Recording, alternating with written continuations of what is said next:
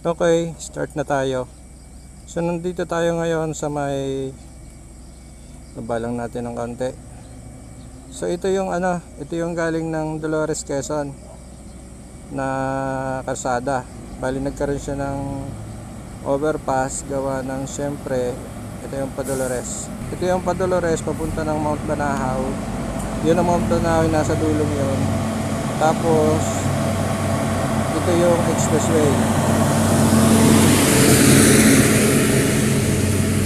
Ayan, yan ang expressway. Baba tayo ng kaunti para makita natin to. Andito kasi tayo mga boss. Bilis-bilisan lang natin para tayo sa Ayan, hindi pa siya naumpisahan dito sa lugar na to. Papunta doon, papunta yan ng Lucena. So wala pang nagagawa diyan. So pihit ulit tayo, balik tayo dito sa may papunta ng Manila. So yun nakikita nyo yung kulay pulang yun ang City Mall. Abanti tayo doon. Yan. So ang signal natin ay 27 satellites. Tapos ang ating signal ay ayos naman. 86 agad yung ating battery. So City Mall to mga boss. Yan, City Mall yan. Pero madilim mga paningin. Tapos itong nasa kanan natin habang naabanti tayo, tingnan natin. Ito ang Villa Escudero. So itong dinaanan na to ng ng expressway ay Villa Escudero. Ayan. Yan yung overpass galing ng Manila. Ito yung City Mall. Teka, taas tayo. Hindi ko makita masyado. Ang dilim. Taas tayo, baka madali tayo sa tower, baka may tower dyan. So ito yung City Mall. Yan yung City Mall. So balik tayo, pihit ulit tayo dito, abante. Yan, banti tayo dyan.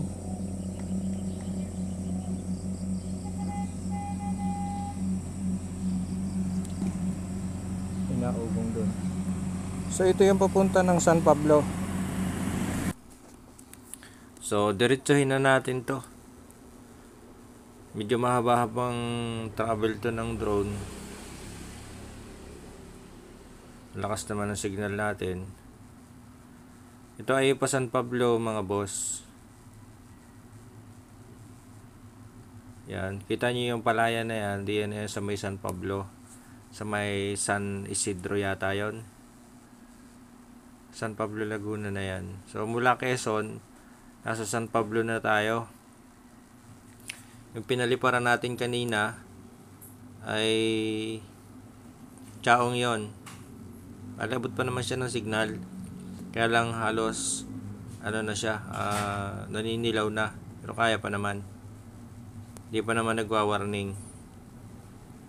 Medyo mahaba-haba ng travel ni drone. Oops, nahina signal natin. Dire-diretso lang. Pero ang interesting dito mga boss, kung mapapansin nyo, ay napakahaba na ng kalsadang natatapos dyan. Hindi pa naman kompleto, pero kita nyo na ang development ay ayos na siya. So, abanti pa tayo, kaya pa ng signal. Ayan, napakahaba niya. Hindi ko pa nakukunan yung dulo niyan. Sana isang araw mapuntahan ko na yung dulo niyan para makompleto yung ating kuha. So, huwag nyo kakalimutan mga boss, ang kuha natin ito ay mula sa Chaong hanggang dito sa San Pablo Laguna. Nasasakupan na ng San Pablo Laguna. Gawa ng ang San Pablo naman at saka ang Quezon ni halos magkadikit na. So, nasa 2 kilometers lang naman itong lipad natin to o nasa 3. Ganun. Nasa 3 kilometers. So, makakabalik pa naman ang drone natin. Kaya pa yan. Yan, naglalag na. Yan, tumigil. Yan, balik na tayo. May nakukontrol pa natin. Oops, naka na tayo. Naka sports mode na para tayo ay makabalik. So kung mapapansin nyo, ang ating video ay naglalag dahil mahina na nga yung signal natin. Balik na tayo, naka-sports mode. So ayan, ikakat ko na dito ang video mga boss para maka-minus tayo ng paggamit ng battery ng drone para makabalik siya agad. Kakaunti na kanyang battery. Salamat sa panonood mga boss.